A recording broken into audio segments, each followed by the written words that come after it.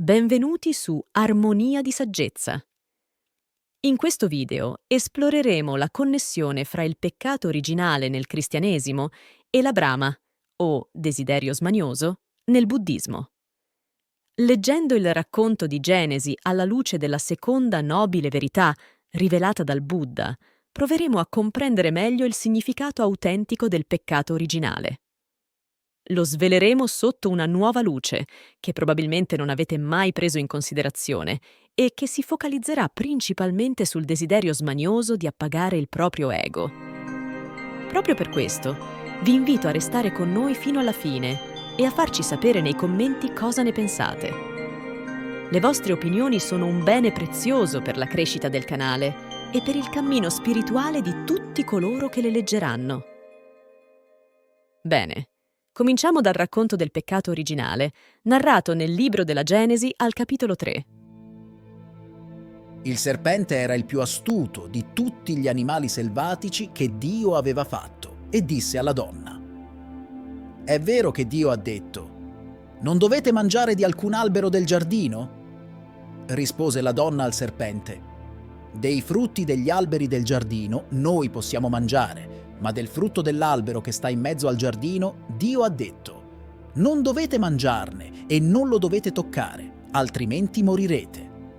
Ma il serpente disse alla donna: «Non morirete affatto. Anzi, Dio sa che il giorno in cui voi ne mangiaste, si aprirebbero i vostri occhi e sareste come Dio, conoscendo il bene e il male». Allora la donna vide che l'albero era buono da mangiare, gradevole agli occhi e desiderabile per acquistare saggezza. Prese del suo frutto e ne mangiò. Poi ne diede anche al marito, che era con lei, e anch'egli ne mangiò. Evidentemente è impossibile esaurire in un solo video l'immensità dei significati presenti in questo testo. Entrando in dialogo con la seconda nobile verità rivelata dal Buddha, che riconosce nella Brahma la causa principale della sofferenza umana, approfondiremo due punti fondamentali. Punto 1. Il desiderio come aspetto costitutivo dell'essere umano. Punto 2. L'illusione, che non ci fa vedere la realtà per quella che è e ci fa credere di non avere limiti. Cominciamo ad esplorare il desiderio che caratterizza ogni essere umano. Nel racconto di Genesi, vediamo che questo desiderio si scontra subito con un limite. L'essere umano, dopo un combattimento interiore simboleggiato dal dialogo con il serpente, decide di superare questo limite e di appagare il suo desiderio. Conoscere il bene e il male rappresenta la totalità della conoscenza, rappresenta il tutto. L'uomo desidera conoscere tutto, è sete di conoscenza infinita. La storia lo dimostra. Negli ultimi 50 anni, per esempio, abbiamo fatto progressi incredibili nella ricerca medica e scientifica. Nella prospettiva del libro della Genesi, l'uomo è fatto a immagine e somiglianza di Dio, dunque ha in sé l'infinito, l'assoluto, caratteristiche della divinità. Possiamo proprio dire che la peculiarità dell'uomo è quella di essere desiderio infinito. L'uomo desidera essere come Dio. Desidera vivere per sempre.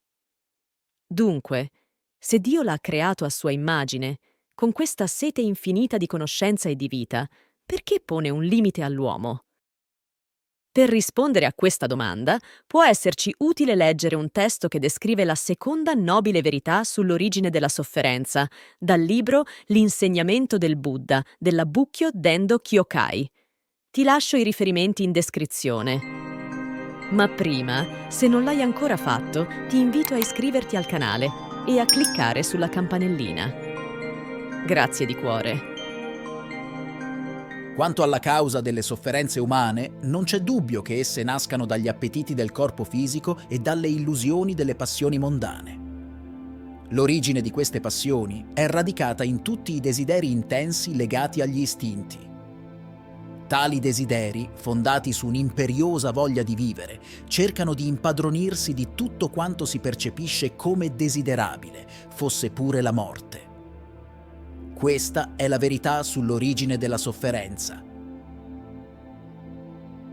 Se, come si evince chiaramente dalla seconda nobile verità rivelata dal Buddha, l'origine della sofferenza è questa voglia di impadronirsi di tutto, che possiamo chiamare Brahma, allora risulta più comprensibile e perfino amorevole il comando di Dio nel libro della Genesi, che pone all'uomo un limite, proprio per preservarlo dalla sofferenza che può derivare da questo desiderio smanioso e senza confini.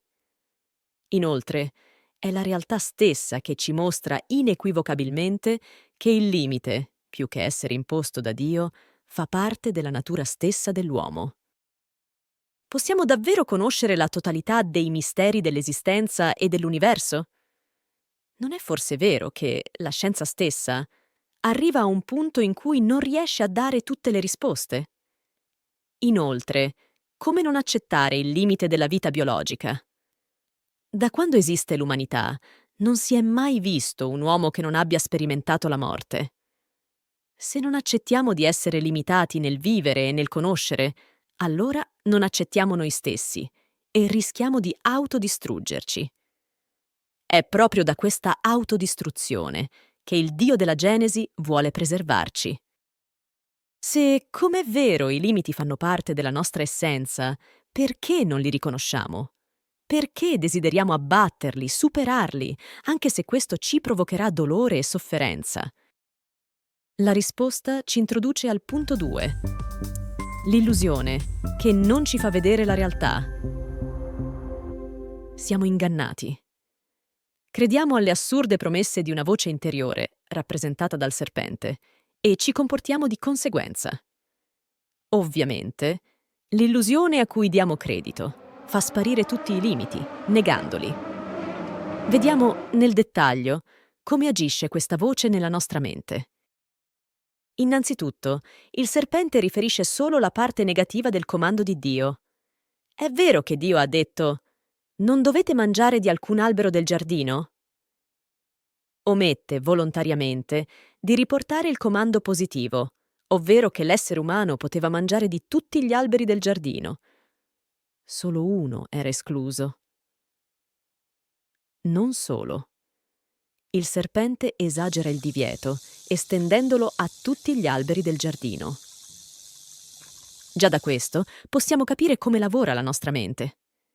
Il negativo è più forte del positivo. Il negativo vince sul positivo.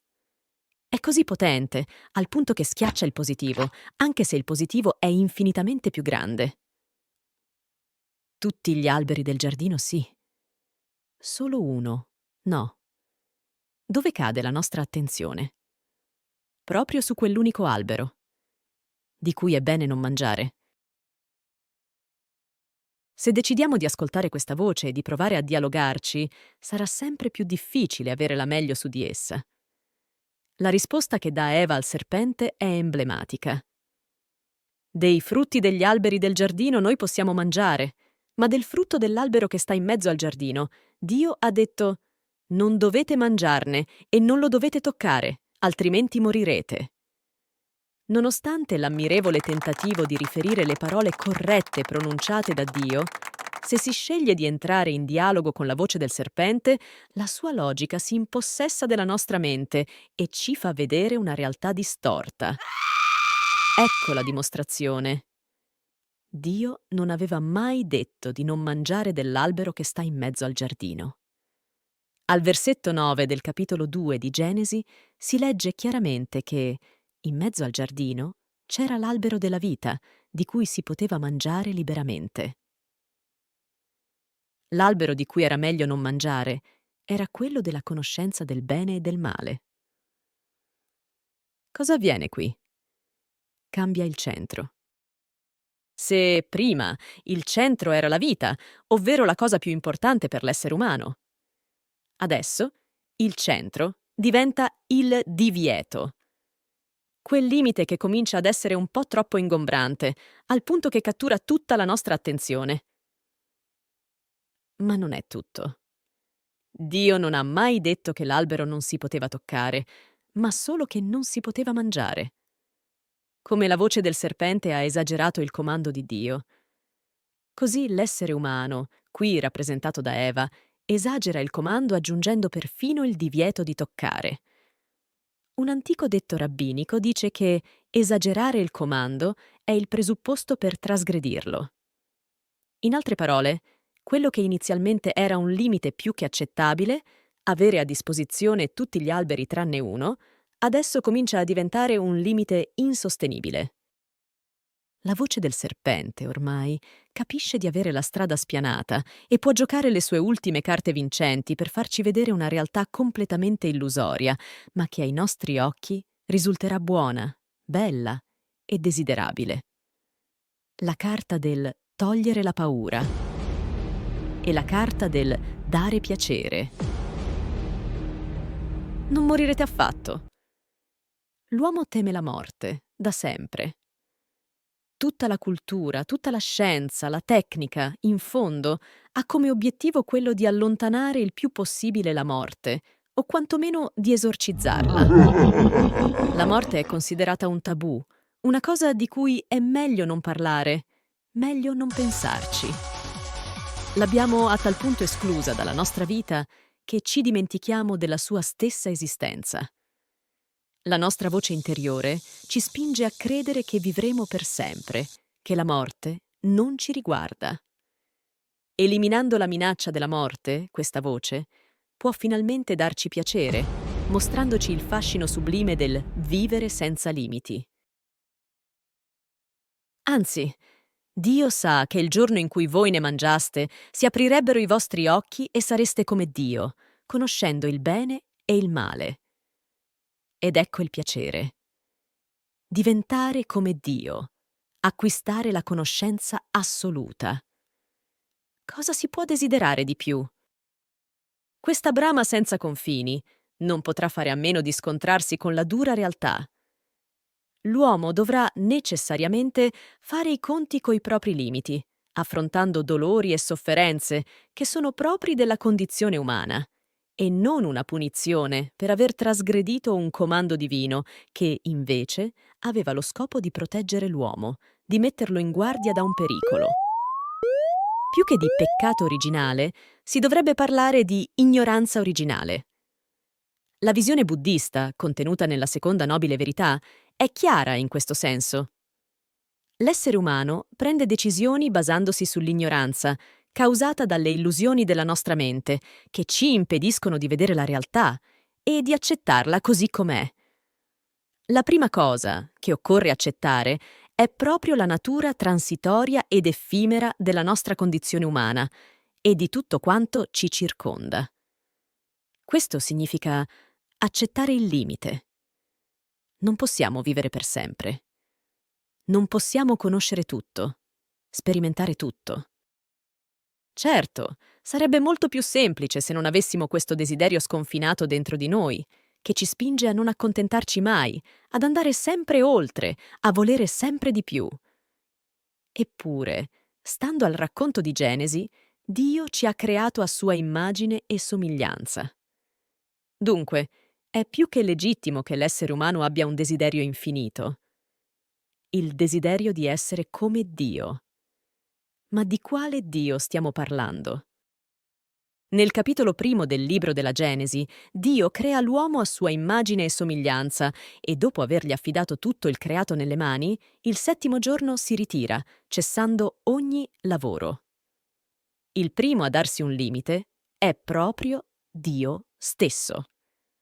Dopo aver completato la creazione, che ha il suo culmine con l'essere umano, fa un passo indietro e lascia spazio all'uomo, invitandolo a proseguire l'opera creatrice.